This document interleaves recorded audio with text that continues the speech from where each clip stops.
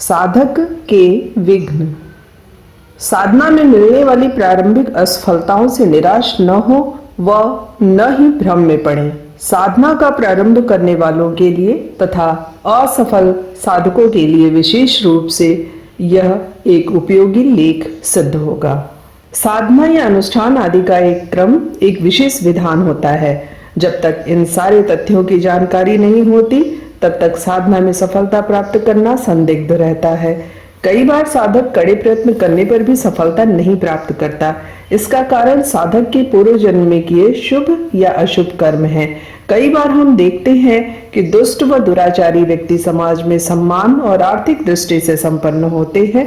इसके विपरीत ब्राह्मण या साधक सभी प्रकार के दुख भोगता रहता है। इसके बारे में आगे कुछ बिंदु स्पष्ट किए जा रहे हैं, जिनके माध्यम से साधक अपने साधना काल में आ रहे विघ्नों को नष्ट करने में सहायता प्राप्त कर सकता है। स्वास्थ्य। सबसे पहला विघ्न है स्वास्थ्य का बिगड़ना। जब तक स्वास्थ्य ठीक रहेगा तभी तक मनुष्य साधना कर सकता है। रोग पीड़ित शरीर से साधना में सफलता प्राप्त करना प्रायः असंभव है। इसलिए सोने, उठने, काम करने व खाने पीने आदि ऐसे नियम रखने चाहिए जिनसे शरीर का स्वस्थ रहना संभव हो। प्राकृतिक भोजन, व्यायाम तथा विशेष आसनों से स्वास्थ्य पर विशेष लाभ पहुंचता है। आहार। दूसरा विघ्न आहार की अशुद्धि है, जिससे स्वास्थ्य तो बिगड़ता ही है परंतु इससे मानसिक रोग भी उत्पन्न हो जाते हैं। इसलिए हमारे शास्त्रों में आहार शुद्धि पर बहुत जोर दिया है। एक प्रसिद्ध कथन है, जैसा अन्न वैसा मन। मनुष्य जिस प्रकार का अन्न ग्रहण करता है उसके विचार, बुद्धि, कार्यकलाप भी उसी तरह के हो जाते हैं।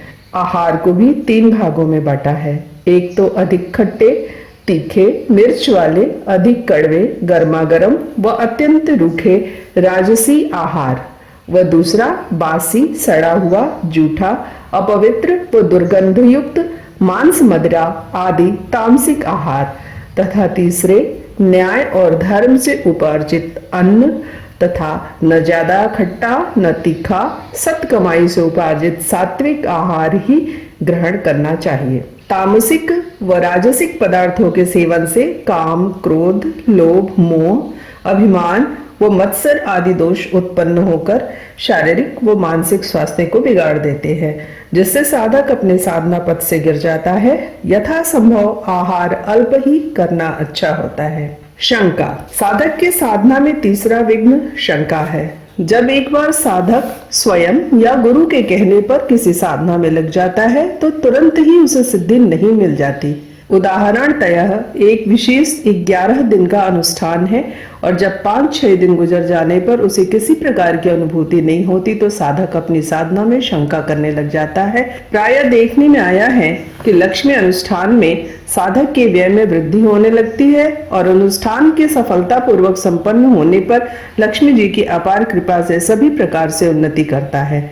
अनुष्ठान के प्रारंभ में जब प्रकृति के रोष से व्यय बढ़ता है तो यह शंका अच्छे साधकों को प्रायः हो जाती है और उनकी बुद्धि में समय समय पर यह भावना उत्पन्न हो जाया करती है, ना मालूम यह देवी देवता है भी या नहीं है, तो मुझे दर्शन देंगे भी या नहीं, मेरी कार्य सिद्ध करेंगे भी या नहीं, मैं जो साधना कर रहा हूँ वह ठीक है या नहीं, जो यंत्र और चित्र मैंने रखा है वो मंत्र से प्राण प्रतिष्ठित है या नहीं है, ये ठीक से यंत्र बनाया हुआ है कि नहीं। ठीक होता तो अब तक कुछ न कुछ अनुभूति या लाभ अवश्य हो जाता। हो न हो साधना में कोई गड़बड़ है, मुझे गुरुजी ने ठीक से बताया नहीं, ये जो किताब में लिखा है वो उस लिखने वाले ने जरूर इसमें कुछ न कुछ छुपा लिया है। और भी ऐसे मन में अनेक शंकाएं बढ़ करके हावी हो जाती हैं। फलस्वरूप कई साधक तो अनुष्ठान पूरा करने से पहले भी छोड़ देते हैं और पूरा करते भी हैं तो पूर्ण श्रद्धा व विश्वास के साथ नहीं संपन्न करते हैं, इसलिए उन्हें किसी प्रकार की सफलता प्राप्त नहीं होती। भगवान कृष्ण गीता में कहते हैं, अश्रद्धया हुतम दत्तम तपस तप्तम कृतम च यत् असदित युच्यते पार्थ न च तत्प्रेत्य नो इह। अश्रद्धा से किया हुआ हवन, दान, तप या कोई भी कर्म असत कहलाता है। उससे न यहाँ कोई लाभ मिलता है और ना ही परलोक में। श्रद्धा ही साधक का मुख्य बल है। श्रद्धा गुरु के प्रति, अपने साधना के प्रति श्रद्धा मंत्र, यंत्र तथा उस देवी देवता के प्रति दृढ़ता से बनाए रखते हुए साधना करनी चाहिए। यथार्थ साधक को तो बुद्ध देव की भांति अटल भाव से साधना को संपन्न करना चाहिए। इहासने शुष्कयतु में शरीरम त्वग स्थिमान संप्रलयं च यातु अप्राप्य बोधम बहुकल्प दुर्लभम नैवासनात् काय मनश्च लिप्यते।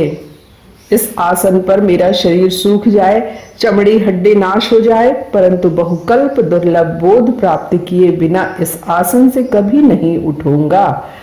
ऐसा इस तरह का कुछ दृढ़ संकल्प लेकर के जब साधक साधना करता है तो वह साधना में आगे बढ़ता है, और जितना ही वह आगे बढ़ता है उसे पता लगने लगता है कि यह सब बातें मात्र कल्पना नहीं है, यह सत्य है, ध्रुव सत्य है।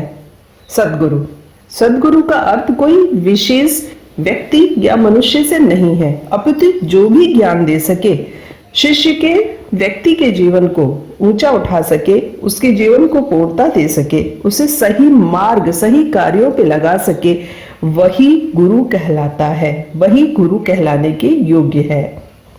यह विषय बहुत ही विचारणीय है, क्योंकि वर्तमान काल में सच्चे त्यागी अनुभवी सद्गुरुओं की बहुत कमी हो गई है। यह तो आजकल गुरुओं की संख्या बहुत बढ़ गई है। जिधर देखिए गुरुओं के समुदाय में अधिकांश दंभी, दुराचारी, परधन और पर स्त्रीगामी, नाम चाहने वाले, बिना ही साधना के अपने आप को अनन्य भक्त, परम ज्ञानी, यहाँ तक कि अपने को ईश्वर तक बताने वाले कपटी पाए जाते हैं। ऐसी स्थिति में सद्गुरु का चुनाव करना बड़ा कठिन हो जाता है। एक अच्छा सद्गुरु यदि किसी शिष्य को, किसी व्यक्ति को मिल जाए तो यह उसके लिए परम सौभाग्य की बात होती है। शिष्य को साधना मार्ग पर प्रवृत्त करने के लिए और उसके साधना काल में आने वाली बाधाओं से सही मार्ग दिखाने व साधक के भीतर शक्ति का संचार करने के लिए सद्गुरु की आवश्यकता होती है। तंत्र पारंगत योगियों का कहना है कि सद्गुरु से दीक्षा प्राप्त करने से साधक में दिव्यता आती है तथा उसके पापों का नाश हो जाता है। नित नए गुरु से भी साधना में बड़ी गड़बड़ी मच जाती है, क्योंकि साधना लक्ष्य एक होने पर भी मार्ग अनेक होते हैं। आज एक के कहने पे प्राणायाम शुरू किया, कल दूसरे की बात सुनकर हठ योग करने लग गए, परसों तीसरे के उपदेश से नाम जप करने लगे, चौथे दिन व्याख्यान के प्रभाव से वेदांत करने लगे, वेदांत का विचार करने लगे। इस तरह जगह जगह भटकने और बात बात में गुरु बदलने से कोई भी साधना सिद्ध नहीं होती है। भगवान कृष्ण ने स्वयं गीता में कहा है, तद विद्धि प्रणिपातेन परिप्रश्नेन सेवया उपदेक्ष्यन्ति ते ज्ञानम ज्ञानिनः तत्वदर्शिनः। उस ज्ञान को तू तत्वदर्शी ज्ञानियों के पास जाकर समझ, उनको भी दंडवत प्रणाम करने से, उनकी सेवा करने से और कपट छोड़कर सरलता पूर्वक प्रश्न करने से परमात्मा तत्व को भली बात जानने वाले ज्ञानी महात्मा तुझे उस तत्व का उपदेश करेंगे। प्रसिद्धि, साधक के मार्ग में एक बहुत बड़ी बाधा प्रसिद्धि की भी है।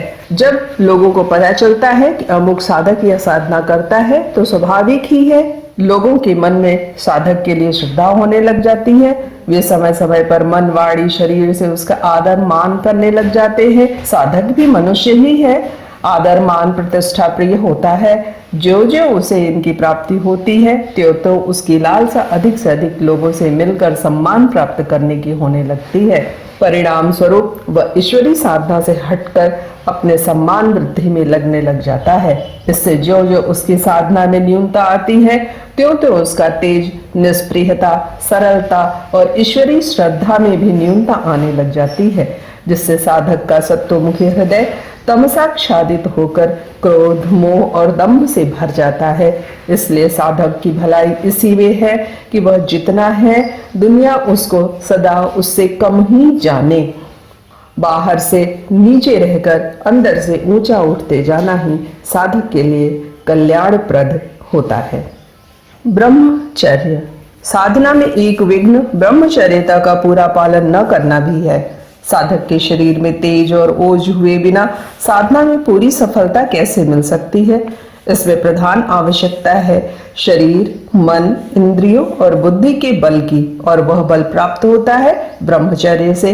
अतः साधक को चाहिए न तो कोई ऐसी क्रिया करे, न ऐसी संगत करे, न ऐसे पदार्थों का सेवन करे जिससे उसका ब्रह्मचर्य का नाश हो। विवाहित साधकों, स्त्री या पुरुषों को भी परमार्थ साधना के लिए यथासाध्य शील व्रत का पालन कर लेना चाहिए। साधना काल में सदा यह स्मरण रखना चाहिए कि जो जितना ही ब्रह्मचर्य का पालन करेगा वह उतना ही शीघ्र साधना में उच्च स्तर प्राप्त कर सकेगा। हनुमान जी ने आजीवन ब्रह्मचर्य का पालन किया, जिसके प्रभाव से वे बड़े ही वीर, तेजस्वी, ज्ञानी, धीर, विद्वान व भगवान के भक्त हुए। वे योग के सिद्धियों के ज्ञाता थे, जिनके प्रभाव से वे महान से महान और सूक्ष्म से सूक्ष्म रूप धारण कर लिया करते थे। यह बात लंका जाते समय उन्होंने विशाल रूप धारण कर 100 योजन के समुद्र को लांघ लिया तथा लंका प्रवेश करते समय सूक्ष्म रूप धारण कर लिया के वृतांत से यह बात सिद्ध होता है। भीष्म पितामह ने आजीवन ब्रह्मचर्य पालन करने की प्रतिज्ञा ली। इससे संतुष्ट होकर उनके पिता शांतनु ने उनको वरदान दिया कि तुम्हारी इच्छा के बिना तुम्हें मृत्यु नहीं मार सकेगी। परशुराम जैसे महान अस्त्रधर, त्रैलोक्य विजयी वीर भी 23 दिन घोर युद्ध करके भीष्म पितामह से पराजित हुए। इसमें ब्रह्मचर्य पालन एक प्रधान कारण है। अतः साधना काल में ब्रह्मचर्य का पालन करना एक प्रकार से अनिवार्य है। साधना काल में ब्रह्मचर्य व्रत का पालन नहीं करना भी साधना में असफलता का बहुत ही बड़ा कारण है।